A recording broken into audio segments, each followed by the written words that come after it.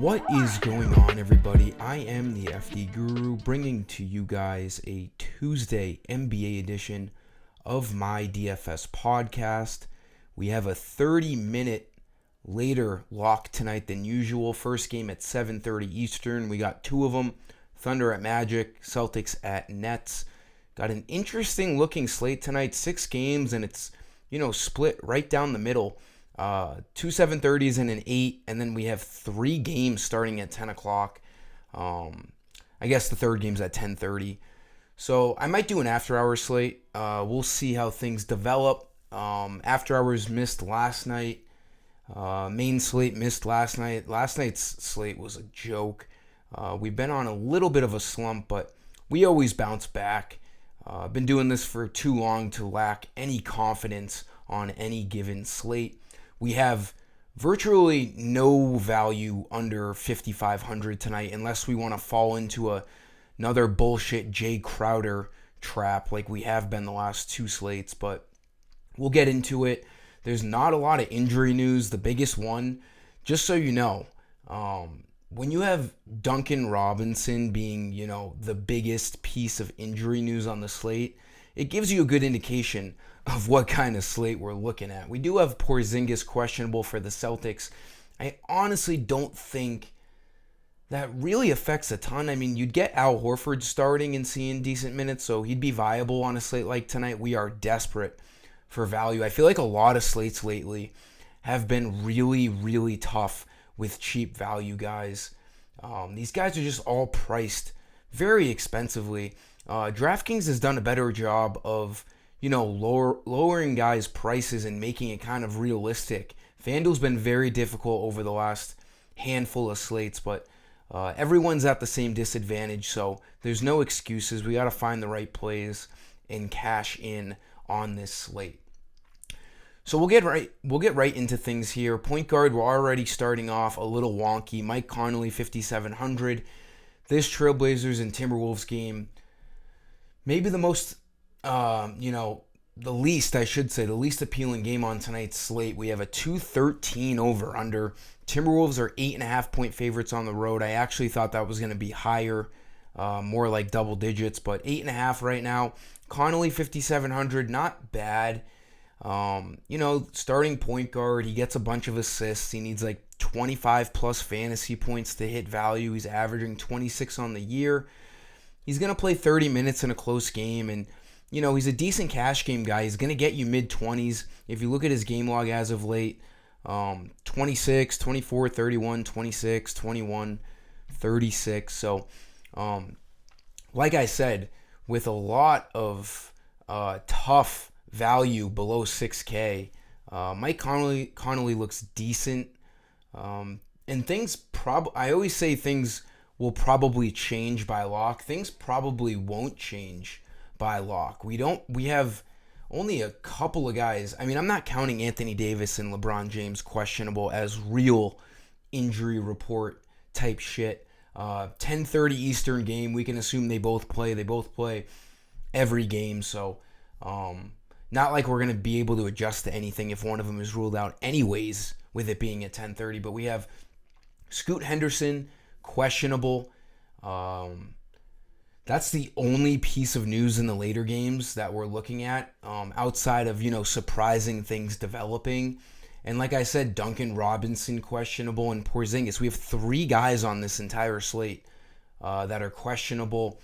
Hopefully we get that Duncan Robinson before lock because it's an 8 o'clock lock. So there's a chance we don't get it. We'll have to see. But Connolly looks decent as a value play at point guard at 5,700.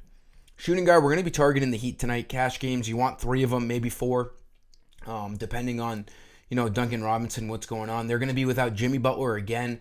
Terry Rozier got hurt last game, hurt his knee. It looked a lot worse than it ended up being. He's going to miss a few weeks. That looked like it could have been a season-ending injury. And then Josh Richardson is also out, so they're extremely short-handed. Duncan Robinson is going to be a big piece tonight if he does play.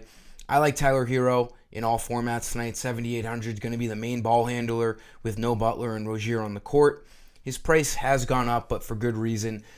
We do need this game to stay close. I'm going to be heavily exposed to the Heat on this slate. They look like the best team out of any team here tonight.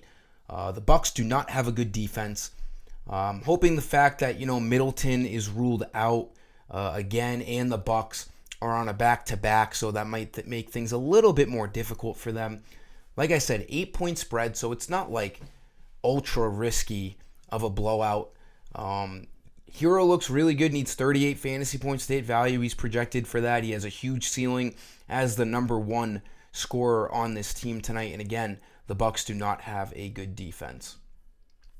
Small forward, I was trying to find another cheap play, and it's ugly. I could end up going to neither one of these guys, but you could, and I can't do it, but you could go to Jay Crowder again at 4,600. He's going to start. As long as the game goes normal, he's going to play up towards 30-plus minutes. He just burned me over the last two slates, so I'm not looking there. I bet people might be forced to do it because we're so desperate for value. Right now, I'm going to go to, who was it? Jaden McDaniels. He's going to be starting. He had a wrist issue last night and was questionable. Finger. Ended up playing 25 minutes. He usually plays 30 minutes as a starter. He looks okay. I mean, if he gets 16 fantasy points, it's not going to sink you. Especially because there's going to be a lot worse production out of cheaper value plays that guys are going to go to tonight. So if he can get anywhere up towards 20, we're going to feel really good. I'm going to put him in this video right now, but I could easily go off of him. Again, it's just really, really hard.